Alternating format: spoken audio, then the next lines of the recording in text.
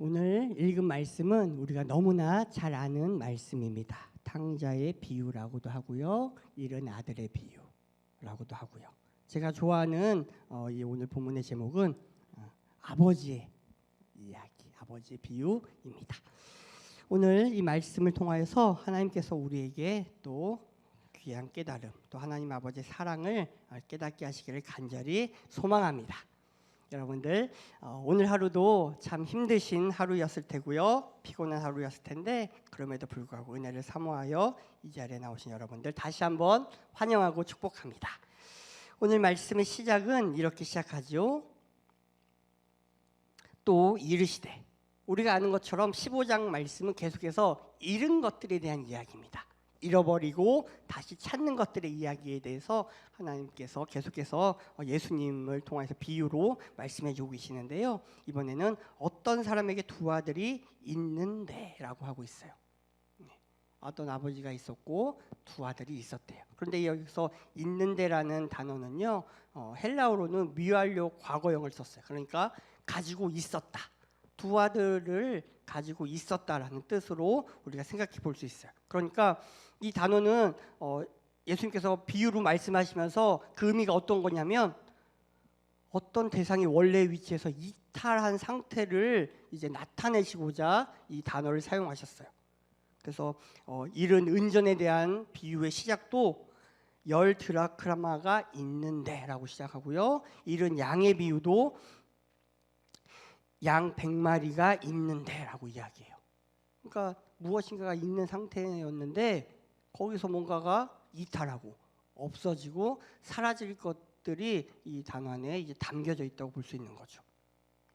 우리가 잘 아는 것처럼 이 두 아들 중에서 둘째가 아버지에게 이렇게 이야기해요. 아버지여, 재산 중에서 내게 돌아올 분깃을 내게 주소서라고요. 내게 돌아올 분깃, 그러니까 내게 돌아올 내 몫을 달라는 거죠. 이스라엘 사회에서는 보통 그 아버지가 이제 죽게 되면 상속을 하게 되죠. 그러니까 유산인 거예요. 말 그대로 부모가 죽고 이 세상을 떠나야 그 재산들이 자녀에게 가게 되는데요, 지금 아버지가 멀쩡하게 두 눈 시퍼렇게 뜨고 계시는데 이 둘째 아들이 재산을 달라고 하는 거죠. 내 거니까 미래에 내 거 될 거잖아요. 그러니까 미리 주세요, 미리 땡겨주세요라고 하는 거죠. 오늘날도 뭐 이런 경우를 현실에서 왕왕 봐요, 그죠? 자녀가 뭐 사업을 한다고 부모의 옆구리를 쿡쿡 찌를 때가 있죠. 돈 좀 달라고, 내가 이것만 해결해 주면 내가 한몫 단단히 해서 더 효도하겠다고 뭐 얘기하기도 해요. 그거는 뭐 일종의 현실에서 그럴 수 있죠. 뭐 긴급하게 돈이 필요하니까 그럴 수 있는데, 지금 이 비유에서의 둘째 아들은 그런 상황이 아니에요. 아무런 상황도 아닌데 아버지에게 재산을 달라고 하는 거죠. 그러니까 아버지 사후에 분배될 이 재산을 나눠달라는 것은 굉장히 무례한 일이죠. 경솔한 일이기도 해요. 조금만 기다리면 뭐 아버지가 뭐 오래오래 무병장수하시면 좀 걸리겠지만 아무튼 언젠가 자신에게 올 몫인데 그거를 빨리 달라는 거죠. 그 기다릴 수 없는 거예요. 작은 아버들은 아마 알았을 거예요. 내가 이 내게 돌아올 분깃을 달라고 하면 아버지와의 관계가 깨질 거라는 걸요. 그 당시 사회 통념상 이게 있을 수 없는 일을 자신이 요구하고 있는 것이기 때문이겠죠. 그럼에도 불구하고 아버지와의 관계가 깨지더라도 그 재산을 내가 받아야겠다라고 마음을 먹었겠죠. 그 재산만 있으면 자신이 원하는 삶을 누리며 살 수 있을 것이라고 생각했을 거예요. 그래서 그것만 있으면 뭐 설령 아버지와 관계가 끊어져도 상관없다라고 생각했고요, 그가 자신이 누릴 쾌락과 자유를 위해서 유산을 미리 받음으로써 아버지와 관계를 깨뜨리겠다라고 마음을 먹은 거죠. 단순히 돈 달라는 이야기가 아니라 아버지와 연을 끊어도 상관없어요 라고 이야기하고 있는 거예요. 그때 아버지가 이 이야기를 듣고 이렇게 하죠. 12절 하반절입니다. 아버지가 그 살림을 각각 나눠 주었더니. 이 본문 말씀을 볼 때마다 제가 생각을 하게 돼요. 만약에 제 아들이 이런 요구를 한다면 어떻게 할까? 내가 이 아버지라면, 이 비유 속의 아버지라면 재산 달라고 하면 어떻게 할까? 여러분들은 어떻게 하실 것 같아요? 저라면 안 줄 것 같아요. 안 주고 막 혼내거나 아니면 심할 경우에 막 화가 나면 뭐 쫓아낼 수도 있겠죠. 하지만 재산은 안 줄 것 같아요. 여러분들은 사랑이 많으셔서 줄 것 같은 표정으로들 다들 앉아 계시는데, 예, 저는 이렇게 섣불리 이게 줄 것 같지 않아요. 그런데 이런 작은 아들의 비정상적인 요구에 이 아버지는 흔쾌히, 예, 응하고 허락하는 걸 봐요. 오늘 이야기의 흐름을 보게 된다면 아버지가 뭐 망설였다라는 그런 게 없어요. 고민했다. 하루의 시간 동안 뭐 고민했다 이런 표현도 없어요. 어떤 뭐 작은 이야기도 없이 그냥 작은 아들의 요청에 즉시 반응하죠. 그래서 성경에서도 12절 이 한 구절 안에서 달라는 요청과 줬다는 말이 다 그냥 나와 있어요. 그러니까 작은 아들의 요청에 즉시 반응했다고 볼 수 있겠죠.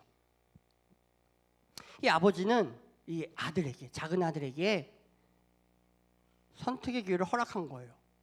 네가 이제 선택했지? 그래, 내가 허락해 줄게 라고요. 참 대단한 아버지죠. 그 살림을 뭐 적지 않은 재산이었을 텐데 그걸 줬단 말이에요.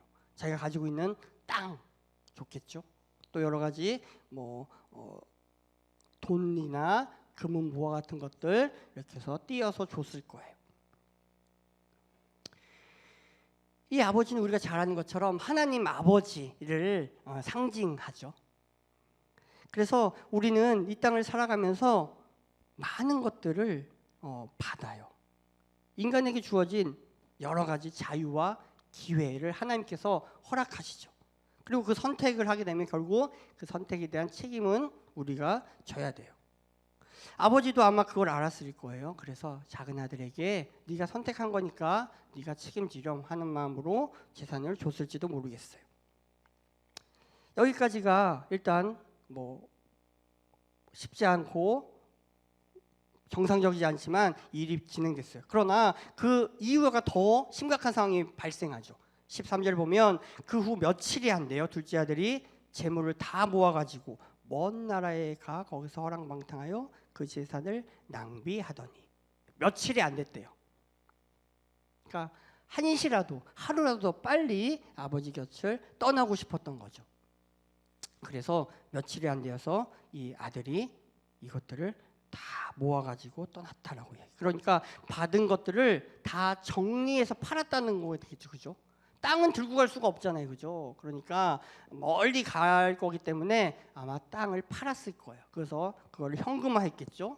뭐 무거운 것들은 또 팔아서 돈으로 만들고 이렇게 해서 이동할 수 있게끔 했을 거예요. 그래서 그걸 뭐 많이 싸들고 여러 가지 가방으로 만들어서 여행을 떠났을 거예요. 이렇게 해서 작은 아들이 갑자기 집을 떠나게 되는 거예요. 이 아버지의 입장에서는 얼마나 당혹스러웠을까요? 살아있는데도 불구하고 재산을 달라는 것부터 시작해서 기껏 줬더니만 그걸 갖고 날른 거죠. 그죠? 사실 아직은 아버지 거잖아요. 사실 엄밀히 따지면 아버지가 죽어야 아들 거가 되는 거지 아버지 건데 달라고 해서 기껏 줬더니만 갖고 날른 거예요. 이렇게 아들은 아버지에게서 벗어나고 싶었던 거죠. 자기에게 주어지는 그 재산과 재물로 말미암아 자기가 마음껏 쾌락과 자유를 누리고자 하는 마음과 함께 아버지의 통제에서 벗어나고 싶었던 거예요. 단순히 쾌락과 뭐 여러 가지 자유만 누리고 싶었다라면 멀리 떠날 필요는 없겠죠. 그죠?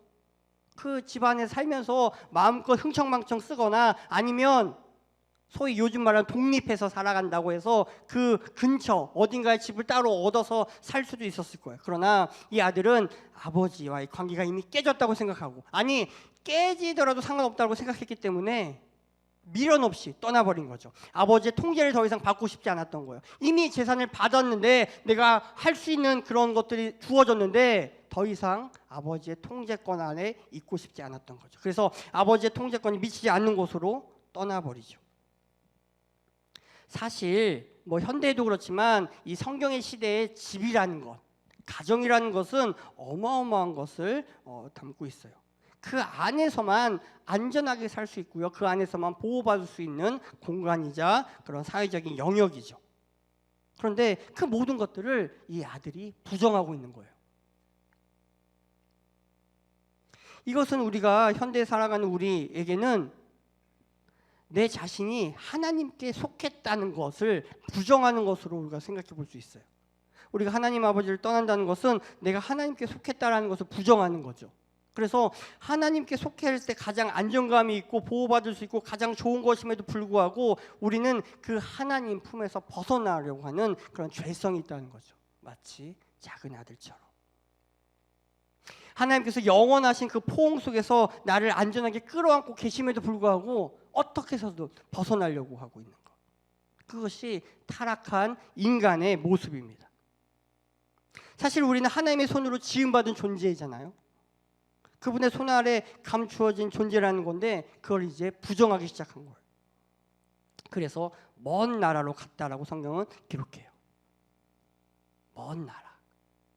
가까운 나라로만 가도 상관없는데 예수님께서는 먼 나라라는 단어를 사용하셨어요. 먼 나라는 어떤 공간이에요? 찾을 수 없는 공간이죠. 어느 정도 거리가 띄어져 있다면 아버지가 직접 갈 수도 있고 아니면 종들을 보낼 수도 있을 거예요. 그래서 그 아들의 형편에 대해서 들을 수라도 있겠죠. 그러나 그것조차도 허용하지 않는 곳, 아버지가 찾을 수 없고 아버지의 영향력이 미치지 않는 공간, 그곳으로 작은 아들은 떠나버렸어요.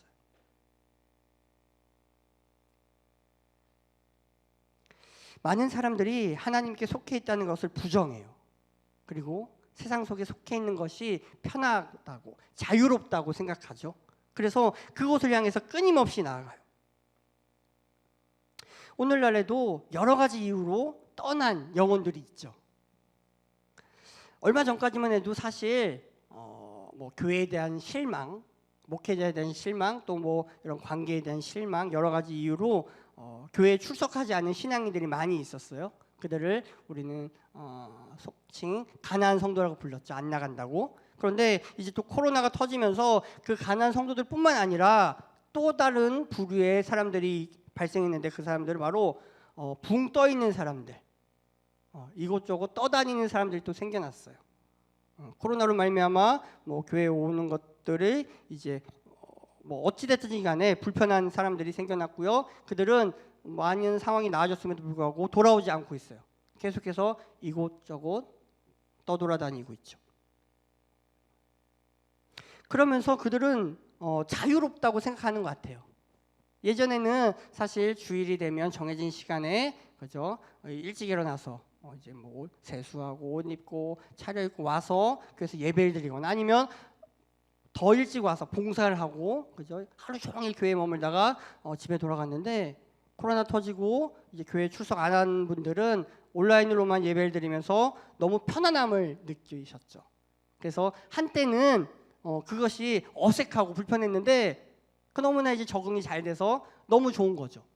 예배 1시간만 딱 TV 앞에서 핸드폰 앞에서 모니터 앞에서 앉아 있으면 끝나는, 나머지는 다 4시간 내 마음대로 할 수 있는 그런 상황에 처해졌죠.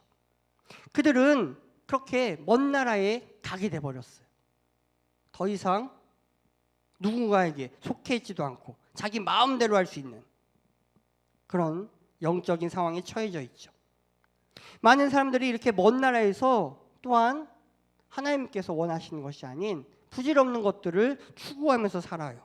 그 남은 시간을 과연 무엇을 하며 살까요? 그죠? 주일에 딱 1시간이면 끝난다고 한다면 그 많은 시간 어떤 것들을 추구하며 살고 있을까요?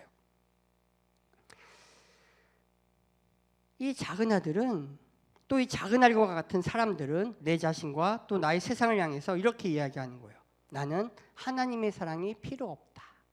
그 아버지 안에서 그 집안에서 그 품 안에서 사랑이 충만한데 그것이 필요 없기 때문에 떠나가는 거죠. 먼 나라로 떠나가는 거예요.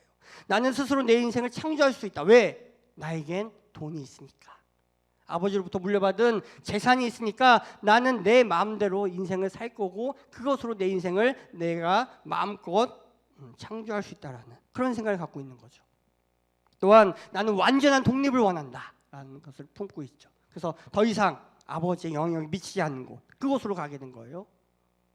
더 이상 교회의 영향력이 미치지 않는 곳에서 나는 잘 살고 있다라고 생각할 수 있다는 거죠. 이렇게 먼 나라로 간 작은 아들을 보게 되면 결국 아버지의 통제권을 벗어난 그 아들을 보게 되면 우리는 인류 최초의 반역자가 떠오릅니다. 바로 아담이죠. 그는 하나님 같이 되려고 했어요. 아내와 함께 사단의 꾀임에 넘어가게 되죠. 이 선악을 알게 하는 나무의 실과를 먹게 되면 하나님 같이 될 거야. 사실 그 전까지는 하나님과 함께하며 하나님의 다스림 안에 있던 아담이었고요. 하나님과 교제하며 살았던 아담이었어요. 그러나 더 이상 그렇게 살기 싫었던 거죠. 그 유혹 앞에서 아담은 반역을 꾀하게 되고요. 마찬가지로 둘째 아들도 똑같은 아담이 했던 그 반역을 꾀하고 있는 거죠. 아버지의 그런 존재를 부정하며 아버지의 사랑을 부정하며 내 멋대로 살겠다라고 이야기하고 있는 거예요. 이렇게 그가 떠났어요. 그리고는 거기서 먼 나라에 가서 허랑방탕하여 그 재산을 낭비했다라고 성경은 기록하죠. 그가 가진 것 최대로 땡겨서 최대로 이제 가져가서 마음껏 쓰기 시작해요. 처음에는 정말 신났을 거예요. 그죠? 여러분들 돈 좀 써보신 기억이 있죠? 뭐 형편에 따라서 금액은 다를 수 있어도 뭐 어찌됐든 간에 돈을 쓸 때 되면 참 이제 재미있어요. 그죠? 돈 쓰는 맛이 있잖아요. 그런데 돈을 쓰고 처음에는 뭐 소심해서 많이 못 쓰기도 하지만 처음에는 워낙 내가 가지고 있는 어떤 금액이기 때문에 괜찮은 것 같아요. 써도 뭐 괜찮네, 아직 많이 남았네. 그런데 쓰다 보면 어떻게 되죠? 잔고가 확 줄죠. 그죠? 어느새 잔고가 확 줄어버려 있어요. 어느 순간 되면. 그러니까 초반에는 괜찮은데 그 어느 순간이 되게 되면 팍팍팍 떨어지는 게 보이죠. 그렇듯이 이 작은 아들의 가진 재산도 그렇게 허랑방탕하여서 낭비하게 됐어요.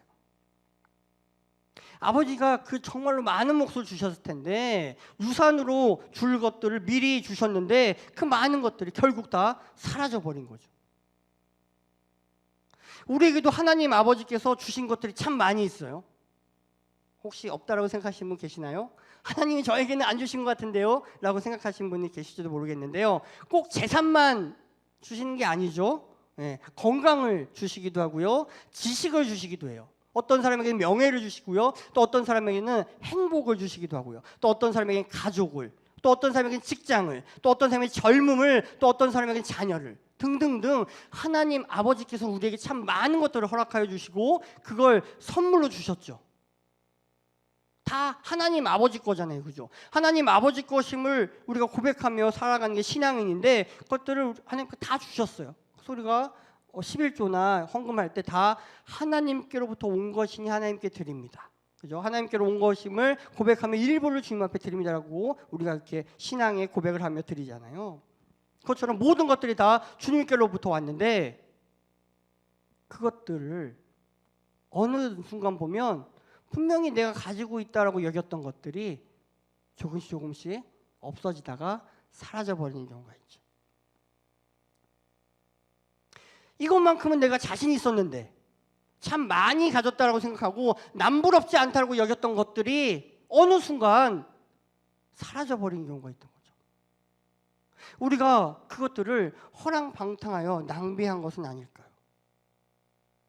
먼 나라로 떠나간 작은 아들처럼 우리에게 주신 그 모든 것들을 오직 나 자신의 쾌락을 위해 사용하고만 있지는 않았나요? 그래서 어느 순간 다 없어져 버린 거죠. 하나님은 그것을 낭비라고 말씀하십니다. 그것들이 하나님 안에 있을 때, 하나님 안에서 하나님을 위해 사용될 때는 그것이 결코 줄어들지 않을 수 있을 텐데 나 자신을 위해서 내 한 몸, 내 쾌락을 위해서 사용될 때는 그저 낭비되고 마는 거죠. 그걸 성경은 허랑방탕하게 사용한다고 이야기하죠. 가치 있게 사용하는 것이 아니라 잘못 쓰여지고 있다는 거예요. 이 모든 것들을 이 오늘 비유의 아버지는 과연 모르고 작은 아들에게 주셨을까요? 아버지가 모를 리 없었겠죠. 그죠? 여러분들 자녀가 있는 분들은 아실 거예요.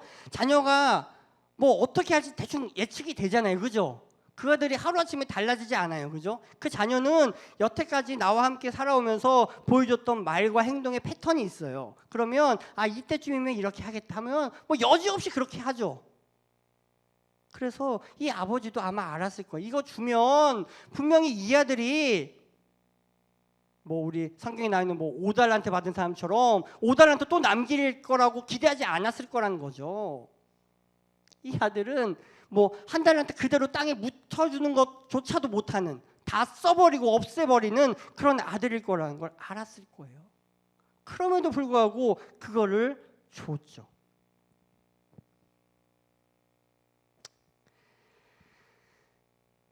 옛날 가요 중에 사랑하기에라는 가요가 있었는데 제목이 맞나 정확히 잘 모르겠어요. 혹시 아시는 분 계실까요?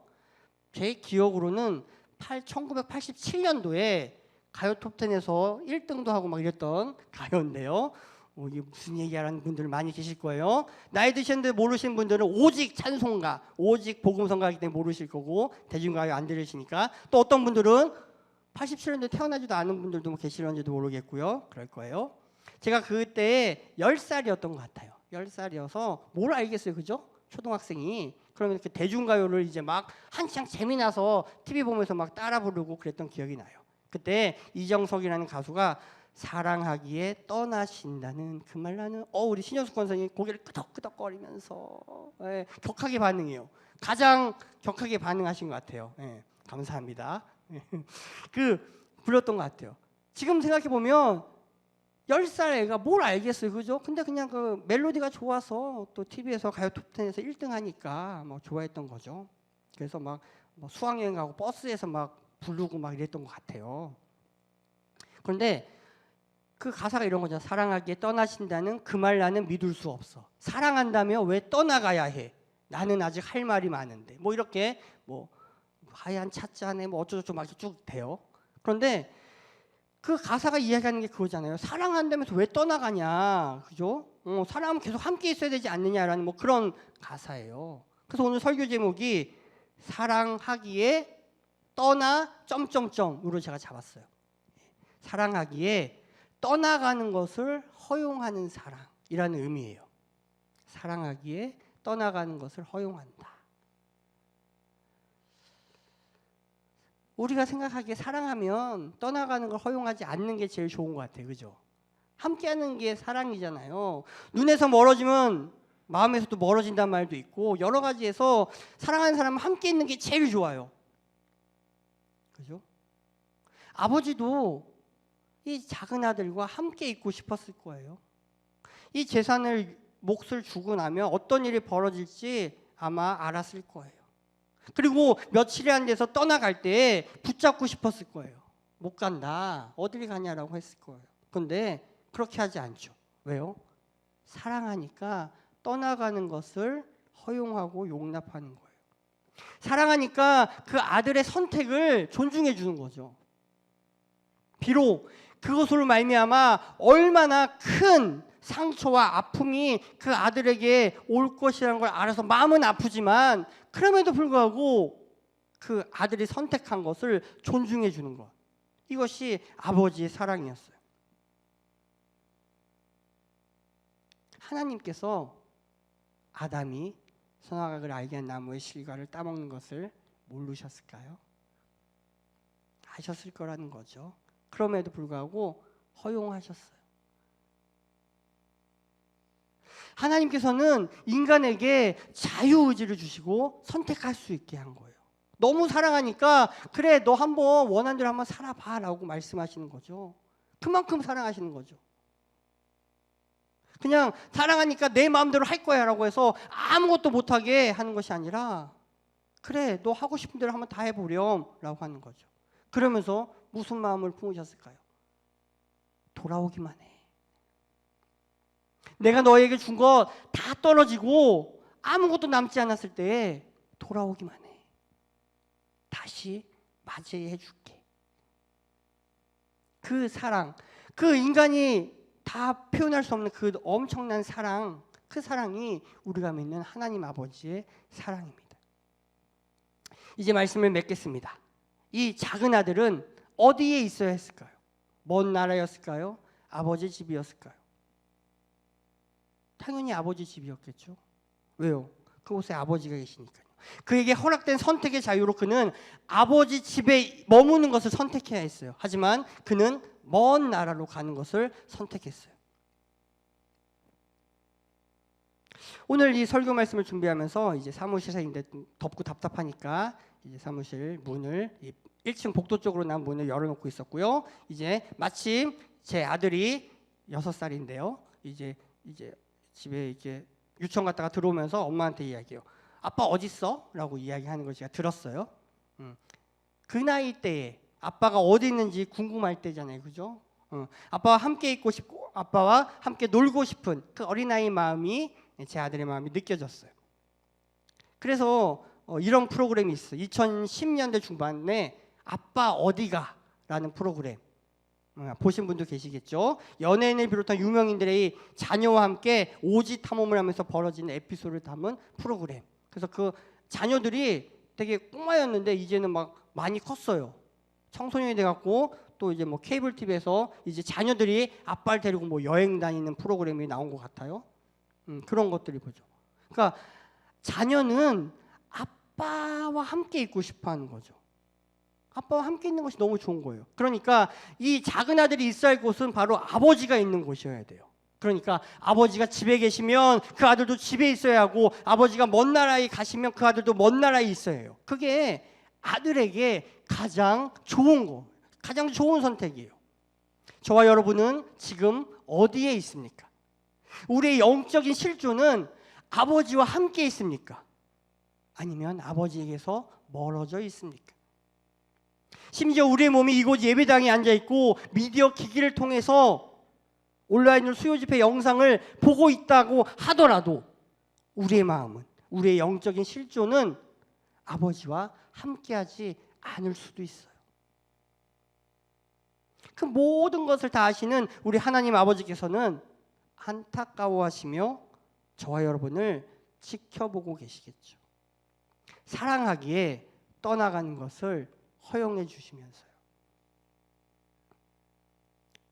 아담도 반역했고요. 둘째 아들도 반역했어요. 하지만 아담도 용서를 받았고 둘째 아들도 용서를 받았죠. 우리는 그 이야기의 결말을 알고 있어요. 하나님 아버지는 용서하지 못할 것이 없기에 반역한 그 아들을, 그 아담을 용서해 주시고 다시 품어 주시죠. 오늘 이 밤에도 그러한 은혜가 있기를 바랍니다. 혹시 하나님께 마음으로 떠나 있는 분들 계십니까? 다시 그분께 돌아가시기 바랍니다. 그곳이 가장 좋은 것이며 그곳에 참된 기쁨과 만족이 있습니다.